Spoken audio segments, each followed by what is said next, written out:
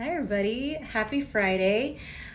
Oh my goodness, well, I'm pretty excited today because I have the office to myself so I can speak loudly and I could be myself.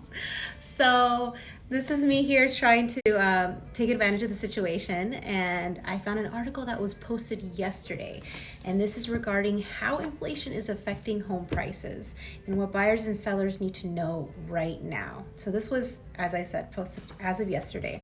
So what I'll do is just read the article, just word by word, and what I'll do is I'll break down what I'm talking about in the comments or in the email. So if you want to jump to a topic, I'll put the time just to kind of give you a quick little glimpse of what I'm going to do. So here we go. I'm really excited right now. So here we go.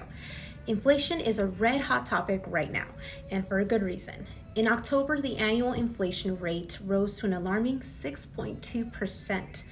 That's the highest it's hit since November 1990, which was over 30 years ago, and a steep uptick from the manageable 2% that we've enjoyed for the past 5 years. Translated to your daily life, this means Americans are shelling out more money for just about everything, from gas for your tank to heating bills to groceries and more. Our money simply doesn't go as far as it used to.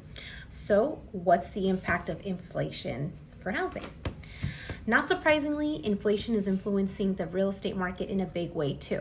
According to the Stanford study, residential real estate has historically been an, quote, investment safe haven, end quote, during inflation periods. Researchers found that during the 1970s, another moment of surging inflation, home prices rose relative to the size of the economy.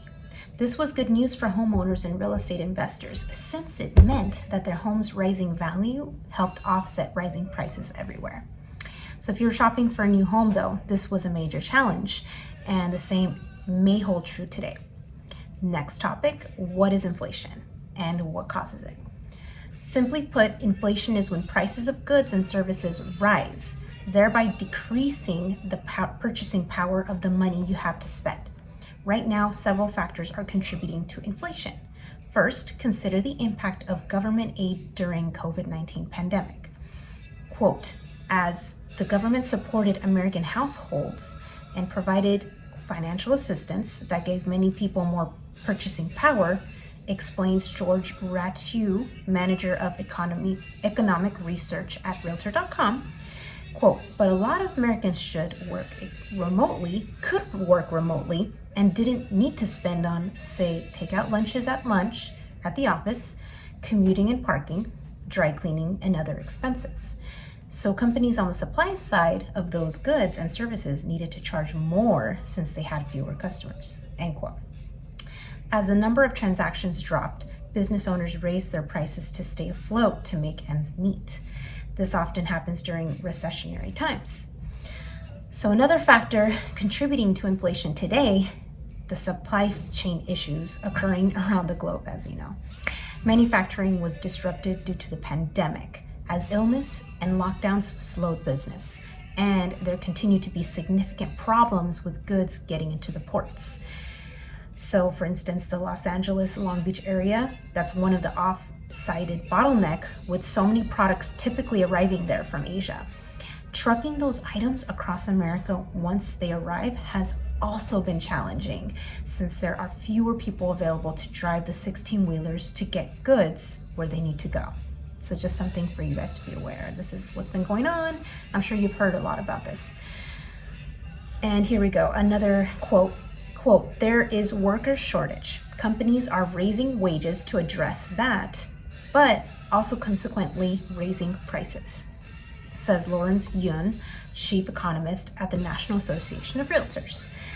So if a bathroom sink might normally sell for $100, when you have to pay your workers and drivers more, the manufacturer must raise the prices to offset that.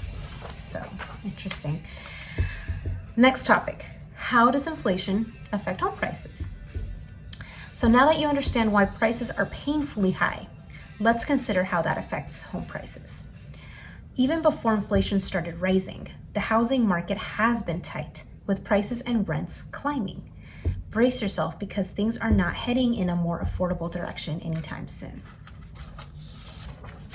Quote, inflation exacerbates the housing's demand-supply imbalance, which means even higher prices for housing, explains Lawrence J. White, the Robert Kavesh Professor of Economics, at New York University's Leonard and Stern School of Business. People think, quote, I need a hedge against inflation. Housing has traditionally been a long-lived, durable asset. The more people jump into the housing market, the greater the demand, the lower the supply, and the higher prices go. The air is already thin on its front, with home sales and median rents reaching record highs this year, says Reshu. White also says there's a serious zoning construction problem throughout much of the US, making the market even tougher for people to look into buying and renting.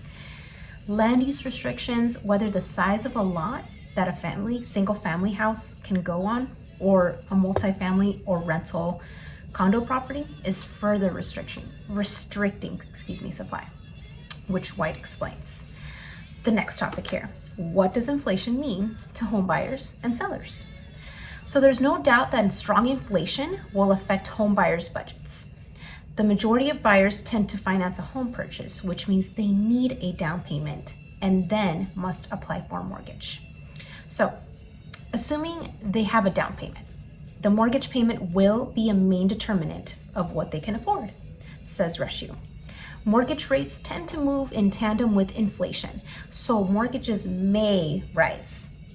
The Fed has been a principal purchaser of mortgage-backed securities, but that will wind down by April 2022, driving rates higher. By late November, Freddie Mac rates went up by 3.1%, meaning that today's buyers of a median-priced home will spend $160 a month more on their mortgage payment, which is a noticeable impact. So for home sellers, the current tight market can be a good time to reap a profit, provided that post-sale they find somewhere affordable to move. So if the house you bought for $200,000 is now worth $300,000, that's terrific. But if you still want to stay in the area, can you afford to buy what you want, or has inflation decimated your spending power? It's an important question to consider and ask. So the next topic here, how long will inflation last? So as inflation eats away at homebuyer spending power, many may be wondering, when will things get better? Quote, my prediction would be most places will see higher prices for housing as we untangle supply chain issues, says White. We are also reconciling with trends in consumption going back to 50 years. People have been shifting from spending on goods to spending on experiences, going to the gym, dining out, taking a cruise. COVID-19 totally reversed that.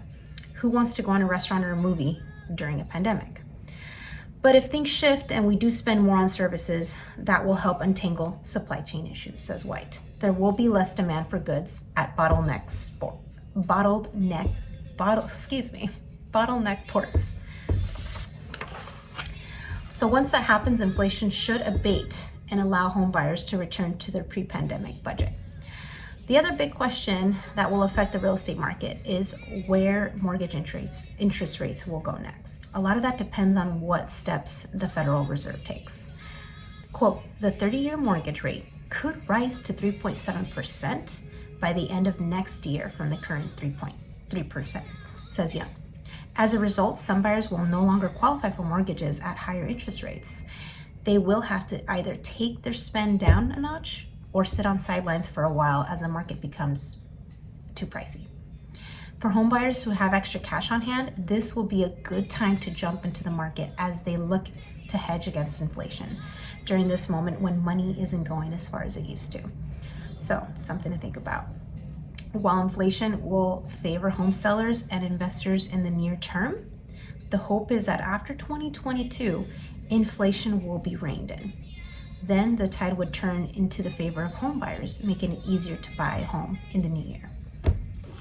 So that's the article, and I just wanted to really go over that with you as they just released this yesterday, just to give you an insight of what's been going on and a little bit more in-depth information. If you're on the fence to sell, this is definitely an opportunity to jump into that because you're at an advantage. And there's so many home buyers right now that are motivated. Interest rates right now staying competitively low, historically low. And for you as a home seller, your value went up significantly in the last year, year and a half. So things to think about. Any questions you might have, please feel free to reach out. I'm here to give you as much information as I can as I'm reading up on the news updates that we're getting. So I'm really happy to have given you this update, and have an amazing Friday.